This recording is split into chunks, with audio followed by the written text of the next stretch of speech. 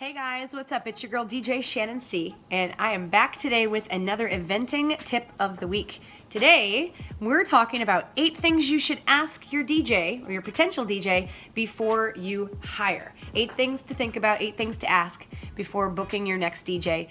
Let's get right into it, right? So listen guys, there's all sorts of people out here running around booking professional work as DJs.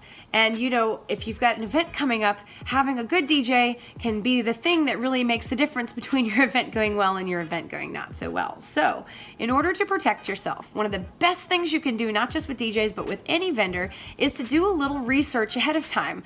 And that's going to help you to have a little more control and really know what you're getting into as far as who you're hiring, more so than, oh, I know I've got a DJ, but I don't know anything about him, or I know I've got a caterer, but I don't know anything about him. So these are some tips, 8 things to think about, 8 things to ask, especially when you're interviewing before you hire your next DJ. Let's get started with number 1. Number 1, first, most important. You want to find out if the person you're interested in, the DJ you're looking at, personally has availability for the date and time of your event. Now listen, real talk, there's all these DJs out here that will book work for, under their name or under their brand, but then have someone else go out and fulfill the event. There's lots of DJ agencies that do it. They have 5 or 6 DJs on their roster. Heck, I've got 3 or 4 guys that I pass work to when I'm not available. Because a lot of times when you say, hey, I'm not available, the next question is, well, do you know somebody who is? But when you're working on choosing a DJ for yourself, you want to make sure the person that you're looking at personally has availability for your event. If not, then we need to talk to the person who's going to be handling your event, right? So figure that out first and foremost. Number 2, you want to find out what their preferred style of music is. This would seem really obvious, but I think some people think that a DJ is just sort of a glorified, human Spotify. And so if you are having a country party where you want to listen to country music, then you want to hire a DJ who plays country music, right? I could play country music. I don't particularly like country music though, so I've got a little bit based on stuff that's been requested previously from other events, but I'm not the person to fulfill your country music event just based on the fact that I don't really like country music. I don't really spin country music, and I'm not really familiar with what the popular songs are or what the top hits are and so on. Yeah, it's something I could figure out, but that's not really what I like to do. So if you find out the type of genres that they're interested in, type of music that they like to play, that's going to help you cut people down right off the bat. There's a lot of guys out here that are EDM DJs or house music DJs, and that's all they play. If that's not what you're looking for your event, then obviously they're not going to be a good match. So you want to ask that one right out of the gate. Number 3, want to find out if they own their own equipment. So the reason that we're mentioning this is because if they don't own their equipment, then a lot of times you'll have somebody who's looking to you to provide the speakers or provide the sound for, or in some cases I've seen DJs do it where part of what they're charging you for is for their equipment rental. So you want to make sure you find somebody who actually has their own equipment. It's just going to make it easier for you, trust me. Going on to number 4. We want to find out, or you want to find out, how do they feel about requests? Now listen, if you're having an event where you're going to choose all the music and you don't want your guests to request anything, then this is kind of irrelevant. Most DJs prefer not to have requests. However, some of us are more willing to play them than others. If you want to have a party where you want your friends to be able to go up and ask for music, then you want to confirm that the DJ is willing to handle requests in advance. Tip number 4. Thing number 5 to think about. You want to ask them about their reservation and their cancellation policy.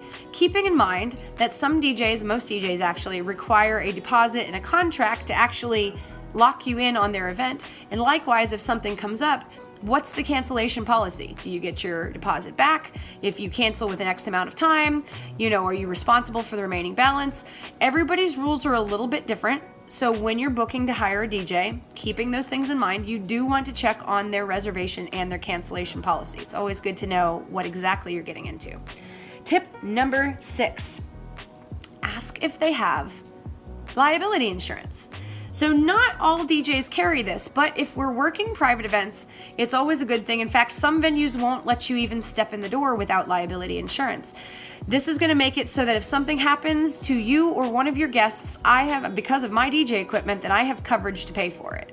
Now, again, not everybody carries it, and it's certainly not required for your DJ to have it, but I feel like my guests and my clients like knowing that there's coverage in the event that something goes wrong.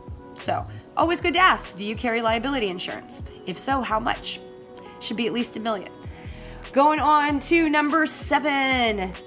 You want to find out, have they ever played this type of event before? So if you're having a bar mitzvah, for example, and they've never played this type of event before, you're probably going to have to give them a little more information on the flow of how things should go. And obviously, if you're hiring somebody because you found them on their wedding DJ site, then you probably don't need to ask them if they've played a wedding before. However, if you're having a gay wedding, then it might not hurt to ask them if they've done an LGBT event before and how they felt about that. Either way, just keeping in mind, it's always helpful to know if it's going to be their first rodeo or not. Sometimes people don't mind. I mean, the person that hired me for my first paid gig, which was a wedding, by the way, she knew I'd never done a wedding before. And they knew what they were getting themselves into, too. So just kind of keeping that in mind when you're booking and hiring a DJ. And that brings me to number 8. Number 8, let's be great. Ask for references. So one of the best ways to figure out what you're actually getting into is to determine what other people's experience has been. Did they enjoy it? Did they not enjoy it?